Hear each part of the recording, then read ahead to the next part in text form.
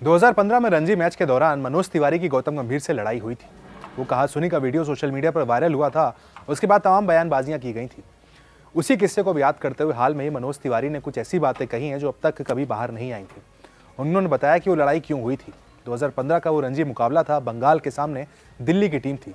मनोज तिवारी का कहना है कि गौतम गंभीर स्लिप में फील्डिंग कर रहे थे और मनोज तिवारी बैटिंग के लिए आए थे। उन्होंने अपना गार्ड लिया था। वहीं पर गौतम गंभीर ने मां बहन की गालियां देना शुरू कर दिया था मनोज तिवारी को। ऐसा उन्होंने आरोप लगाया। उनका कहना है कि भाई वो वहां पर बैटिंग करने ही आए थे, इस तरह की कुछ बातें कह दी। उन्होंने कहा कि मैं बता नहीं सकता और मैंने कभी किसी की गालियां सुनी नहीं है, इसी वजह से मैंने भी वहां पर रिएक्ट किया। इसके अलावा 2013 में जब वो केकेआर के लिए खेला करते थे, उस पर भी कई सारे किस्से उन्होंने बताए। कहा है कि भाई किस तरीके से उनको वहां पर गौतम गंभीर ने धमकाया था, डराया था। साथ में गांगुली की बात को लेकर भी उन्होंने अपनी बात रखी है। कई सारे मुद्दे मनोज तिवारी ने कहे। इसके पहले हाल में ही कुछ वक्त पहले जब गौतम गंभीर की कोचिंग की आलोचना हो रही थी, तब उन्होंने कहा था कि भाई ये T20 जिता कर आए हैं, क्रेडिट लेने चले आते हैं, लेकिन फिलहाल ये वनडे और टेस्ट में डिजर्व नहीं करते टीम इंडिया का कोच बनना। उसके बाद अब पुराने किस्सों को याद करते हुए मनोज तिवारी का कहना है कि गौतम गंभीर ने उन्हें गालियां दी थी। 2015 में रणजी ट्रॉफी के उस मुकाबले को याद करते हुए उन्होंने कहा है, मैंने लेग गार्ड लिया था, वो स्लिप पर मौजूद थे। स्लिप से उन्होंने गाली देनी शुरू कर दी, ऐसी गाली जिसके बारे में बताया नहीं जा सकता है। माँ बहन की गालियाँ, और गाली मैंने कभी ली नहीं है।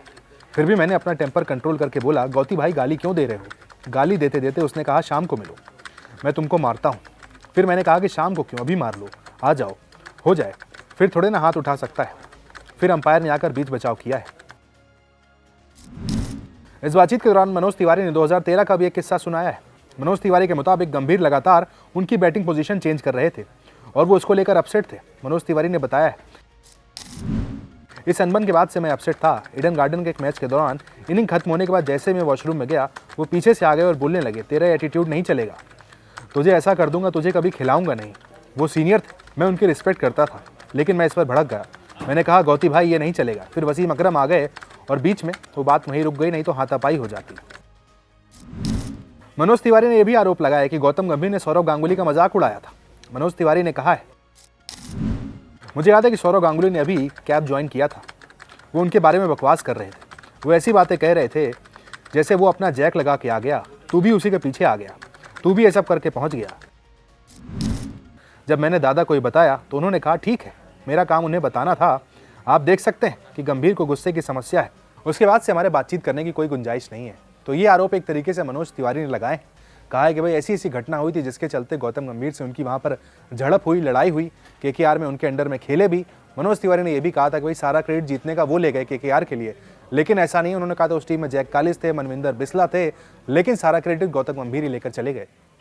আরে যখন মেন্টর হয়েছে তখন কি শুধু মেন্টরের জন্য কি ট্রফি জেতা হয়েছিল? আর যখন ক্যাপ্টেন ছিল তখন কি ওর পারফরমেন্সে কি আইপিএল ট্রফি জেতা হয়েছিল? আমরা সবাই পারফরমেন্স দিয়েছিলাম। ক্যালিস পারফরমেন্স দিয়েছিল, বিসরা পারফরমেন্স দিয়েছিল, মনোজ তিওয়ারি গিয়ে ম্যাচ শেষ করেছিল, সুনীল নারায়ণ ভালো বল করেছিল বলে আমরা প্রথম আইপিএলটা জিতেছিলাম। কিন্তু ক্রেডিট কে নিয়ে গেল?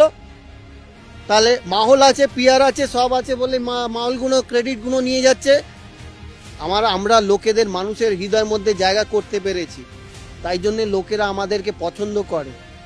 কিন্তু আইপিএলে ট্রফি জেতা, প্লেয়ারদের সাপোর্ট নিয়ে আর ইন্ডিয়ান টিমকে চালানো এই মাইন্ডসেট নিয়ে কোনোদিন ম্যাচ করবে না। রোহিত শর্মা টেস্ট ম্যাচ কি লাস্ট খেলে ফেলেছে মেলবোর্নে? রোহিত নিজে বলছেন না, আগামী সময় দেখা যাবে, কিন্তু টেকনিক্যালি ইংল্যান্ডের বিরুদ্ধে জুন মাসের আগে কোনো টেস্ট নেই। তার আগে চ্যাম্পিয়ন্স ট্রফি হবে, সেখানে জিততে না পারলে জানা নেই রোহিতের কি হবে, আমরা কেউই জানি না। তো সেক্ষেত্রে রোহিতের ভবিষ্যৎ কি দেখো? রোহিতের যা এজ এখন 37+, তো সেই জায়গা থেকে দাঁড়িয়ে রোহিত শর্মাকে কেউ বাদ দিতে পারবে? বাদ পড়লো, ও নিজে থেকে বসেছে। ও তো গম্ভীর বসিয়ে ইন্টারভিউ গম্ভীর বসাবে? গম্ভীরের সাহস আছে? গম্ভীরের কোনোদিন সাহস হবে? মুম্বাই এসকেপ খেলে ও, রোহিত নিজেকে এসকেপ করলো, নিজেকে সরিয়ে নিল। ইন্ডিয়ান্সে খেলে ও, রোহিত শর্মা মুম্বাই ইন্ডিয়ান্স থেকে বেরোয়নি। মুম্বাই ইন্ডিয়ান্সকে 5টা ট্রফি দিয়েছে।